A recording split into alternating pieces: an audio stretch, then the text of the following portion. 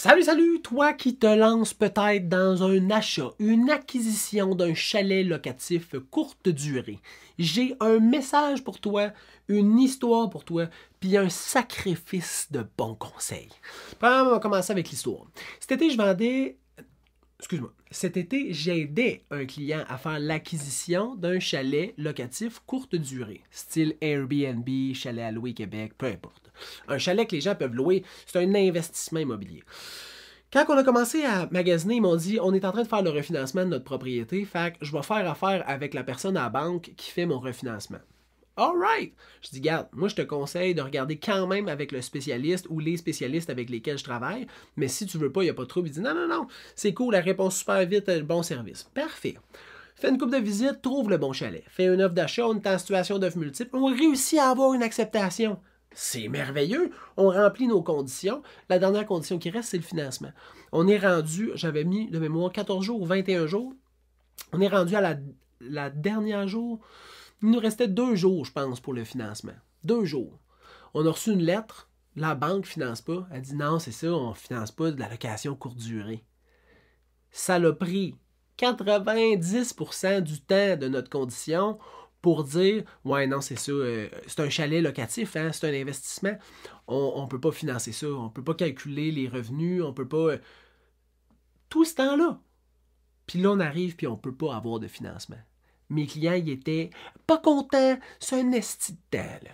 Mais j'ai réussi à leur transférer le gars, la personne qui peut nous aider. Puis en 3 jours, on a réussi à avoir une levée de financement complète. Fait qu'une lettre d'acceptation d'une banque qui dit oui, je te prête l'argent à toi, acheteur, pour telle propriété, sans aucun problème. 3 jours. D'avoir la bonne personne, là, ça peut faire toute la différence sur ton financement. Parce que dans le locatif courte durée, puis là, je ne suis pas spécialiste hypothécaire, je te parle juste par expérience. Dans une acquisition de chalet locatif courte durée, ce n'est pas la majorité des institutions financières qui vont calculer le revenu que va générer cet investissement-là. Ce qui veut dire que ils vont prendre 100% de la dette puis regarder voir si tes ratios peuvent fonctionner. Versus une institution financière qui va dire bon, parfait, par mois, tu génères 3000 pièces de revenus, ton hypothèque te coûte, mettons, 2800 pièces de revenus. Bingo, c'est comme si tu n'avais pas de dette. Le mécanisme est plus compliqué que ça, mais ultimement, c'est plus facile pour la solvabilité de ton projet de pouvoir calculer les revenus.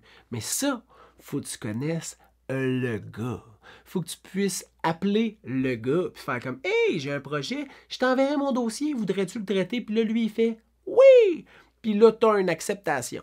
Je te dis, c'est pas facile. J'en ai fait un puis un autre, là. Puis dans les dernières années, là, les institutions financières se sont vraiment resserrées pour ce type d'investissement-là, qui est un type d'investissement super le fun, en passant, là.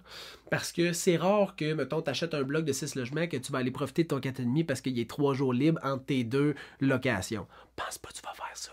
Mais pour ton chalet, par exemple, d'aller avec tous les enfants pour aller faire de la maintenance à ton chalet, ça passe vachement mieux. Tu peux profiter du lac, tu peux faire du skidoo, ces trails qui sont pas loin, profiter du spa, des oiseaux, en faisant ta maintenance sur ton chalet, bien évidemment.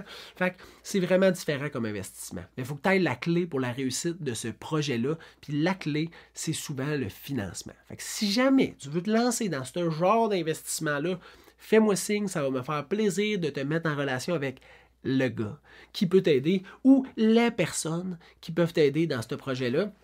Parce que je te dis, est là la difficulté. Si tu as des questions, tu m'écris au info@serviceimmobilier.ca ou tu vas sur le serviceimmobilier.ca puis tu m'écris à partir de là. Je te souhaite une bonne fin de journée. Bye bye.